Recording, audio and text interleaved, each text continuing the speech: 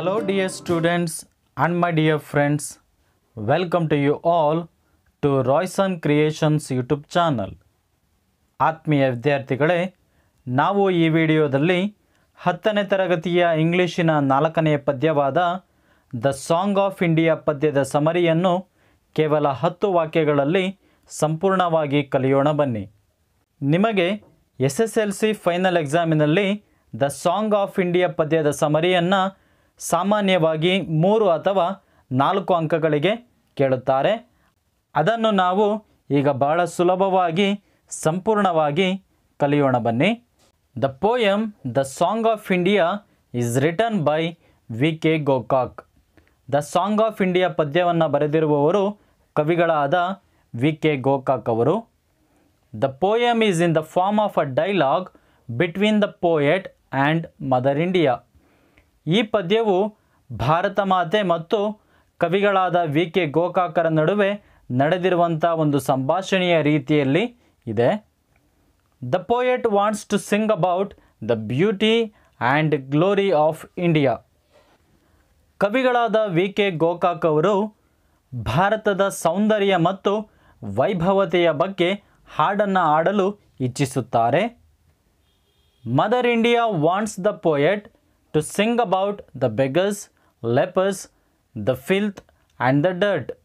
ಆದರೆ ಭಾರತ ಮಾತೆಯು ಕವಿಗಳಾದ VK ಗೋಕಾಕ್ ಅವರಿಗೆ ಭಾರತದಲ್ಲಿರುವಂಥ ಭಿಕ್ಷುಕರ ಬಗ್ಗೆ, ಕುಷ್ಠರೋಗಿಗಳ ಬಗ್ಗೆ ಮತ್ತು ಇಲ್ಲಿರುವಂತಹ ಧೂಳಿನ ಬಗ್ಗೆ ಹಾಡನ್ನು ಹಾಡಲು ತಿಳಿಸುತ್ತಾಳೆ.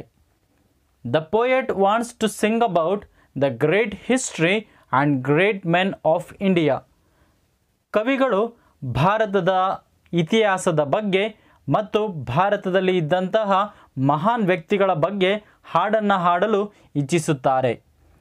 Mother India wants the poet to sing about the hard working people and the helpless children.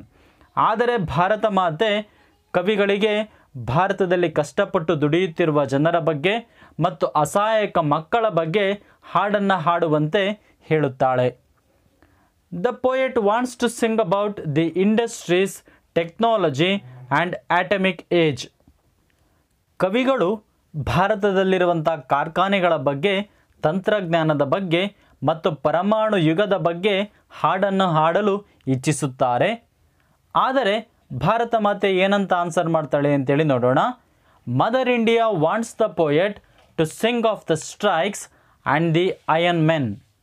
ಆದರೆ ಭಾರತ ಮಾತೆಯು ಕವಿಗಳಿಗೆ ಭಾರತದ ಮೇಲೆ ಆದಂತಹ ಆಕ್ರಮಣಗಳ ಬಗ್ಗೆ ಮತ್ತು ಇಲ್ಲಿ ಆಕ್ರಮಣ ನಡೆಸಿದಂತಹ ಉಕ್ಕಿನ ಮನುಷ್ಯರ ಬಗ್ಗೆ ಹಾಡನ್ನು ಹಾಡುವಂತೆ ಹೇಳುತ್ತಾಳೆ.